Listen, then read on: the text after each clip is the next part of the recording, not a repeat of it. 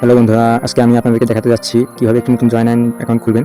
যারা অ্যাকাউন্ট খুলতে পারেন না তাদের জন্য আজকের এই ভিডিওটি। অ্যাকাউন্টটি খোলার জন্য সর্বপ্রথম দেখতে পারেন যে আমার এখানে কমেন্ট বক্স নামে একটি অপশন আছে। যারা কমেন্ট বক্সিং না তাদের জন্য এখানে একটি মার্ক দিয়ে রেখেছি, এখানে চাপ দিয়ে দেবেন।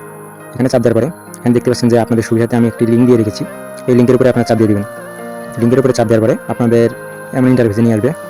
এখানে আসার পরে উপরে আপনারা দেখতে পাচ্ছেন যে ব্যবহারের নাম, এখানে আপনার ফোন নাম্বারটি বসে দিবেন অথবা নাম দিবেন। ফোন নাম্বার দিলে ভালো হবে। আপনার ফোন নাম্বারটি দিয়ে অ্যাকাউন্ট খুললে সবচেয়ে ভালো হবে।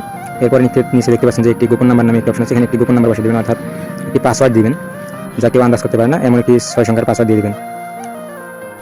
পাসওয়ার্ডটি দেওয়া হয়ে গেলে নিচে দেখতে পাচ্ছেন যে পাসওয়ার্ড নিশ্চিত করবেন। সেম পাসওয়ার্ডটি আবার এখানে বসে দেবেন। উপরে যে পাসওয়ার্ডটি দিচ্ছেন ওই পাসওয়ার্ডটি আবার এখানে বসে দেবেন।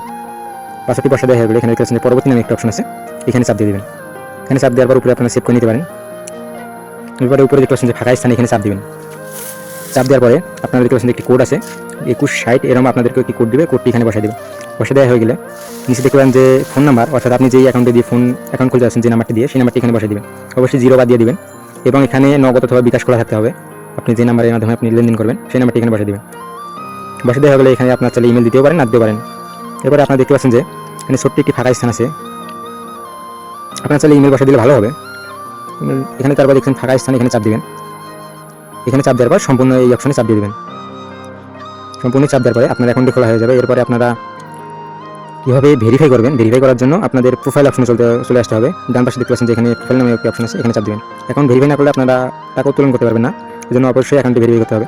এখানে আসার পরে একটু নিচে আসবেন। নিচে আসার পরে এখানে দেখতে পাচ্ছেন যে ব্যক্তিগত তথ্য নামে একটি অপশন আছে, এখানে চাপ দিয়ে দেবেন। চাপ দেওয়ার পরে এখানে দেখতে পাচ্ছেন যে অ্যাড সেকেন্ড নাম্বার, এখানে চাপ দিয়ে দেবেন। চাপ দেওয়ার পরে আপনারা দেখতে পাচ্ছেন যে এখানে কোড আছে একটি ডান পাশে, এটি বাম পাশে বসে দিবেন।